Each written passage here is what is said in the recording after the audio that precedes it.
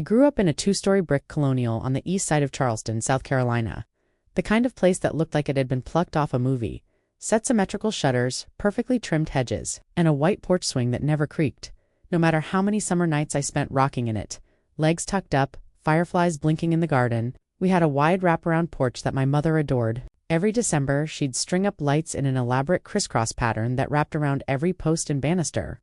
The strange part was that she never took them down.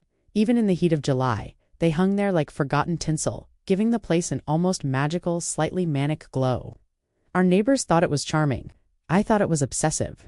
Our house was always immaculate. Not in a warm, lived-in way, but in the kind of sterile perfection you only see in real estate listings. Everything in its place, drawers that closed silently, not a single photograph on the fridge. My mother kept things pristine like her life depended on it. No clutter, no mess, no secrets. Or so I thought. My parents, Margaret and Jonathan Fields, were well respected in the community. The kind of couple that people pointed to and said, "Now there's a solid American family." We went to church every Sunday without fail, sat in the second pew from the front. Afterwards, it was brunch at the Charleston Grill. My mother always ordered eggs Benedict. My father, the corned beef hash. There was a script to everything, a quiet choreography to our lives that no one dared disrupt. Vacations were always in Vermont, every autumn without fail. They rented the same cabin each year overlooking Lake Willoughby. Even our family photos felt like brochures. My father ran a logistics company, and while I never fully understood what he did, I knew it involved contracts with the federal government, military supply chains, if I had to guess. He was vague about the specifics, and I was too younger, maybe too naive to ask real questions. My mother, on the other hand, busied herself with Charleston's Historic Preservation Society. She had a thing for saving the soul of America, which in her mind lived in buildings with dental molding and crown medallions. Growing up, I didn't think too hard about the perfection around me. When you're a child, you just assume the way things are is the way they're supposed to be. You think trust is the same as truth. You think love means obedience. It wasn't until I turned 22 that the cracks began to show. That was the year I finally moved out. I landed a job in Charlotte, North Carolina, a 3-hour drive north, but it felt like another world. I got hired as a junior financial analyst at a mid-sized private equity firm. It wasn't flashy work, but it was steady, and it paid just enough for me to afford a tiny one-bedroom apartment off Tryon Street. The place had faded beige carpet, a chipped kitchen counter, and a persistent draft in the winter, but I loved it. It was mine. I had my own fridge, my own mailbox key, and the delicious freedom of silence when I came home after work. Most of all, I had financial independence for the first time in my life. I opened my own checking and savings accounts at Chase Bank. I created spreadsheets to track my budget, downloaded an app that gave me daily spending alerts, and even set up a little auto transfer into a savings account I dubbed my Freedom Fund. I took pride in watching the balance slowly climb. Every dollar was proof that I could stand on my own. Still, old habits die hard. My parents had always been involved in my life, too involved, if I'm being honest. They were the type who needed to know where I was at all times, who my friends were, what groceries I bought. At first, I thought the distance would help. I figured they'd eventually learn to let go, to accept that I was an adult now, that I had boundaries. But something felt off. At first, I brushed it aside, just the usual growing pains of stepping into adulthood. Then, I started noticing little inconsistencies. A duplicate charge at a gas station I never visited. A Venmo transaction I didn't remember sending. When I asked the bank, they assured me the transactions were authorized and secure, all from my usual device. But I knew I hadn't made them. The moment everything shifted was one evening in early spring. I was cooking pasta, standing barefoot in my kitchen, when my budgeting app sent a push notification. "You've spent $210 on family and donations this week." I blinked at the screen. That couldn't be right. I hadn't donated anything. I hadn't sent money to anyone. My stomach knotted as I opened my Chase mobile app and scrolled through the activity. That's when I saw it. 2 wire transfers, one for $350, the other for $475, marked as recurring family support. I dropped my phone. The worst part wasn't just the missing money. It was the realization that someone had been inside my account, my private account. And the only people who had access to my computer before I moved to Charlotte were my parents. That night, I sat on the couch with my laptop on my knees and started digging. I didn't know what I was looking for, some kind of record, some clue. But in the system files, buried deep where most people never go, I found something strange. A program called guardianshield.exe. The file was hidden inside a folder labeled System32 Backup, a place no standard user would ever touch unless they knew exactly what they were doing. And my dad. He definitely knew what he was doing. I stared at the file for what felt like an hour, paralyzed by the implications. It wasn't just a fluke or a technical glitch. This was deliberate, purposeful, installed long before I ever unpacked in Charlotte. And in that moment, the house I grew up in, the one with the string lights and the picture-perfect furniture shifted in my memory. It didn't feel warm anymore. It felt like a cage I'd just started to escape from. And someone somewhere was trying to pull me back in. My first real job felt like a win I hadn't expected to earn. I graduated from the University of North Carolina by the skin of my teeth, juggling final exams, caffeine-induced panic attacks, and the quiet, gnawing anxiety of figuring out what came next. But somehow, I landed a position as a junior financial analyst at Southstone Partners, a private equity firm headquartered in uptown Charlotte. The starting salary was $62,000. It felt like monopoly money at first. An impossible number that promised freedom. I was meticulous. Every dollar had a place. I created an elaborate spreadsheet on Excel with separate tabs for rent, groceries, gas, discretionary spending, and savings. My rent was $1,220 a month. I bought groceries at Harris Teeter with a strict $60 per week cap. I even canceled my Netflix subscription to squeeze out another $15 a month to funnel into my savings account, which I'd proudly named Freedom Fund. I loved seeing that number grow. It wasn't just money, it was escape velocity. For the first time in my life, I thought I was in control. My own apartment, my own job, my own bank accounts. I'd even gotten one of those sleek, rose gold debit cards that made me feel like I was playing dress-up in the world of adulthood. But then the weirdness started. At first it was small. I noticed a $4.80 charge at a Starbucks. I didn't recognize one in Somerville, South Carolina. I hadn't been there in months. Maybe I'd forgotten a mobile order. Maybe it was a glitch. Then there was a $35 Venmo transfer I couldn't recall. The recipient's name was cryptic, J. Fields Sr. Except it wasn't. The name sounded too familiar, too deliberate. My father, Jonathan Fields, had always signed legal documents with that same suffix, Sr. I stared at the transaction for a long time, telling myself it couldn't be. He wouldn't do that, would he? I chalked it up to error, maybe even fraud. I tried to breathe through it and kept a closer eye on things. That was when the app notifications began to feel more intrusive than informative. I got one while boiling pasta for dinner, a steaming pot bubbling over as I read the notification that changed everything. Weekly snapshot: you spent $210 on family and donations this week. I blinked at the screen. I hadn't spent a dime on family. I hadn't donated to anyone. Something was wrong. I opened my laptop right there in the kitchen, steam fogging the screen. My fingers hovered over the keyboard for a moment, trembling. I logged into my Chase account and stared at the screen. My heart dropped into my stomach. My Freedom Fund had dropped by $1,438.57 since I last checked just 3 days prior. My breath caught. I refreshed the page. Still gone.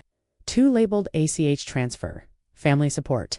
One was marked as a donor's assistance disbursement. A PayPal-linked debit purchase to something called jfassetmanagement.com. I didn't even need to guess what the JF stood for. I called the Chase fraud line. The hold music was chirpy and hollow, almost taunting. When I finally got someone on the phone, a woman named Carla, she asked all the usual verification questions. I answered mechanically, still staring at the numbers that had vanished from my screen. They were initiated from a device that matches your login credentials and IP address. What does that mean? I asked, my voice low and tight. It means it came from your laptop or phone.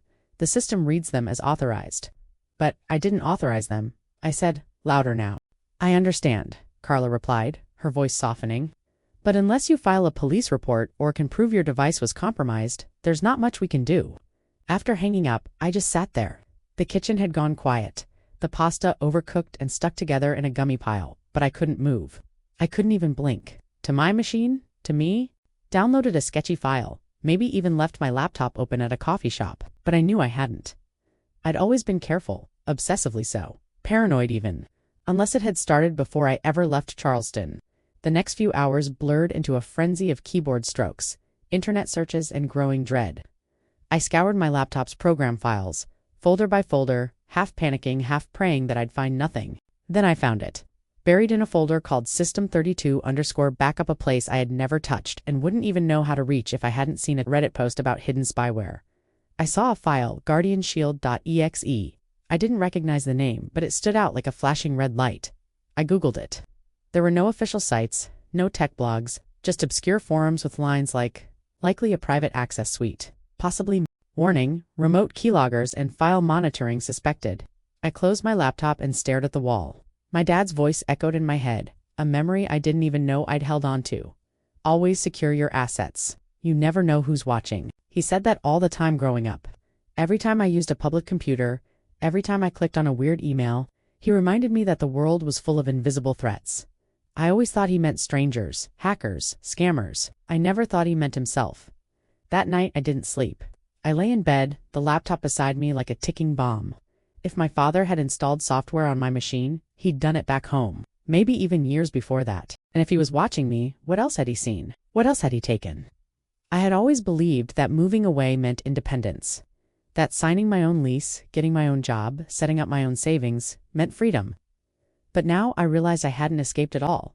The leash was just digital. It sat in my system like a cancer, hidden in plain sight, slowly feeding on my privacy, my freedom without my knowledge. I kept replaying that moment in my head, the line in the Chase account, AHA transfer, family support, and the dead weight of knowing exactly who had orchestrated it. My own father. I needed air, real air. Somewhere away from this shadow that suddenly clung to every corner of my apartment, my job, my country. My friend Amelia had been living there since graduation. She always said, if you ever need to disappear for a while, I've got a futon and a kettle, and no questions asked. She lived in a converted loft above a small art gallery in Shoreditch. Amelia thrived in chaos. She worked for a design firm that paid her in pounds, and she had a different coat for every mood. She wore confidence like perfume. When I arrived, she greeted me in her paint-splattered jeans and a sweater that hung off one shoulder. It wasn't until the second night that I told her everything. We were at this dimly lit basement bar near Old Street, one of those places where the menus are printed on typewriters and the lighting feels like candle smoke. We were halfway through our second round of gin and tonics when I opened my mouth and let it spill out. The spyware, the missing money, the transactions to Jafasset management, the creeping sense that I'd never been alone in my own life. They installed what? She choked, eyes wide as her glass hovered near her lips. Spyware, I said. Tracking software. Something custom. It's called Guardian Shield. And I think it's been on my laptop since Charleston, since before I moved. Jesus, she whispered. Why would they do that? You have to confront them. I can't. Not yet. Not without proof. She was quiet for a moment, then pulled out her phone. I know someone who can help. That's how I met David Whitmore, XMI5, quiet, bearded, suspiciously calm. He now worked as a cybersecurity consultant for fintech companies. Amelia swore by him, said he once helped her old firm root out a rogue contractor who'd been leaking prototypes to a Dutch competitor. He agreed to meet the next day at a cafe in Farringdon, somewhere between sleek, modern office buildings and alleys that looked unchanged since the Victorian era. David was polite, dressed like someone who hated attention. Dark jacket, worn backpack, eyes constantly scanning. I handed him my laptop and phone, half expecting him to laugh and tell me I was paranoid, but he didn't. He took them both, nodded, and said, "Give me a few hours." That evening, he came by Amelia's flat and set my laptop on the kitchen table like it was a loaded weapon. It's not just one program, he said. It's a suite custom-built. It includes a keylogger, a remote access tool, GPS tracking, and this is the worst part, microphone activation. My stomach turned. Microphone? Your mic's been accessed multiple times in the last 6 months. Short recordings. Nothing stored locally, which means it was being streamed or sent directly off the device. I sat down slowly, so someone was listening to me. Potentially, yes. I felt like I was sinking. My chest ached, my mouth dry. Whoever did this, they didn't just want to watch my accounts, they wanted to watch me. David nodded. He was professional, but not unkind. Was this your first laptop? Did anyone help you set it up? I nodded slowly. My dad. I got it before I left Charleston. He said he wanted to make sure I had all the necessary security tools installed. David leaned back. Then they planted it before you ever left. I didn't know what to say. Amelia looked at me with eyes full of sympathy, but no words either. We all just sat there in the flickering kitchen light, the sound of traffic outside and my own heartbeat pounding in my ears. Can you remove it? I finally asked. David hesitated. Yes, but that won't undo what's already been done. Every login, every password, every message. If they wanted access, they had it. He gave me a list of steps. New passwords, factory resets, new bank accounts. Treat your entire digital life like it's been compromised, he said, because it has. That night, I couldn't sleep. I kept hearing echoes of conversations I'd had in my apartment. Private thoughts spoken out loud. Jokes made in passing. Even a time I cried on the phone with a friend about feeling lost. Had my parents listened to that too? Had they sat in their perfect Charleston house, my mother baking shortbread while my father clicked through the guts of my life like a spreadsheet? I wanted to scream. I wanted to cry. Instead, I stared at the ceiling in a country that wasn't mine. wishing I could rewind everything and never have taken that laptop home from college, wishing I had said no when my dad offered to secure it for me. But most of all, I wished I could understand why. Why a man who told me he loved me couldn't trust me. Why a woman who raised me with bedtime prayers and Sunday brunch had let it happen. The next morning, I bought a new phone, paid in pounds. I left my old one in a locker at the Heathrow Underground station. Let it sit there, buzzing silently like a ghost of the life I was trying to leave behind. And for the first time, I realized something terrifying. Even an ocean isn't enough distance when the people tracking you are the ones who taught you how to walk. The taxi ride from Charleston International Airport felt like time traveling in reverse. As the roads narrowed and the moss-draped oaks started to crowd the skyline, I felt the unease crawl back in. The city was unchanged, same cobblestone streets, same faded pink facades along East Bay, same calm, calculated southern charm that had always made me feel small and watched. But now, I was seeing it through a different lens. This wasn't home anymore.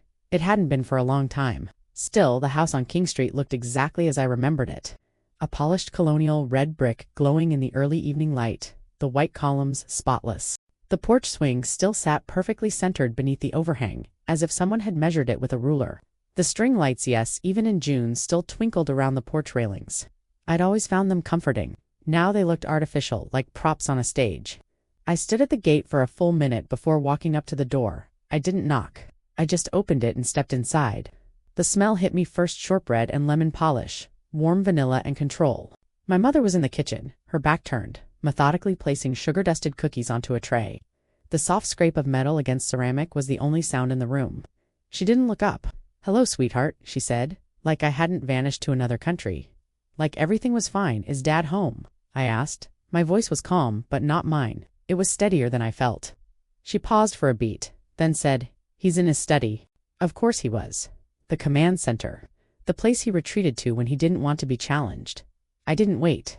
I walked past her, through the living room, into the narrow hallway that led to the glass-paned double doors of his sanctuary. I didn't knock there either. He was at his desk, typing as if he hadn't heard the front door, or my voice, or the shifting in the air. But I knew he had. My father heard everything. His ability to read a room had always been his most dangerous quality. I walked in, opened my laptop, and without a word, connected it to the HDMI cable that ran to the living room TV. I turned the screen toward both of them.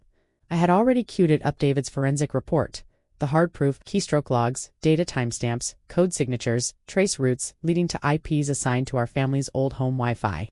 Every violation cataloged with clinical precision. I hit play on the recording David had made, narrating the breach like a surgeon walking me through an X-ray.